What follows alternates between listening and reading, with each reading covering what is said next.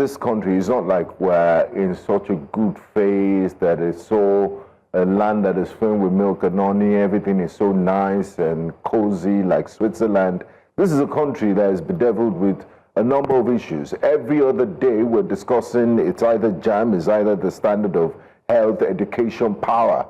And then these politicians, you feel like they're disconnected from the reality of a lot of Nigerians, because what is priority to them, what they're discussing, the issues they're focused on, and unfortunately, a lot of us too are distracted by all this politicking, and governance has taken a back seat. Yeah. I've been talking about street lights in Lagos for God knows how long, and nothing seems to have been done. I mean, that's just one of the most basic things. Exactly. So imagine going around all the states with all their issues. I think it's about time we get back to governance and focus on what really matters. I also think that we need to then focus on building and breeding a new crop of politicians that do not have the current mindsets that, these ones have. Survival mindset. Exactly. Let your work speak for you. The people remember who vote you. I don't want to call the name of the person. Many years ago when we were working together, I went to see a certain politician. I don't want to call the person's name. I know the person. And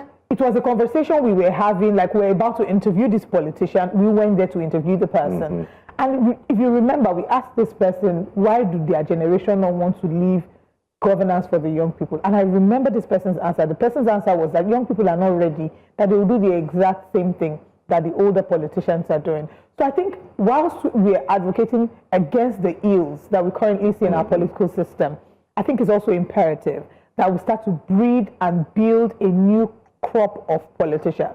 I like that. Regardless, it's changing the narrative regardless of age. Yes. Because it's not an age thing. I mean, we had a minister that was Minister of Humanitarian Affairs. He was suspended. We don't know, EFCC is mute on that issue for misappropriation of funds. He was a young Nigerian. So when people say young people, we need a country is built by the wisdom of the old and the youthful and the strength and youthfulness of the young. So we need a combination. We need everybody's hands on deck. Collaborative effort. Exactly, collaborative effort. So we need to change that mindset. Oh, it's survival. Yes. It's my turn to eat. Let me steal enough so I will never be poor. So that my generation will never be poor. Because at the end of the day, when we will all leave this earth, and when you live with nothing, you will not even live with the clothes you're wearing. They will change you into white clothes or whatever clothes they use at the morgue. So just even going back to, I would say, going back to the basics, whilst we are fixing the older ones, we're starting with the younger generation.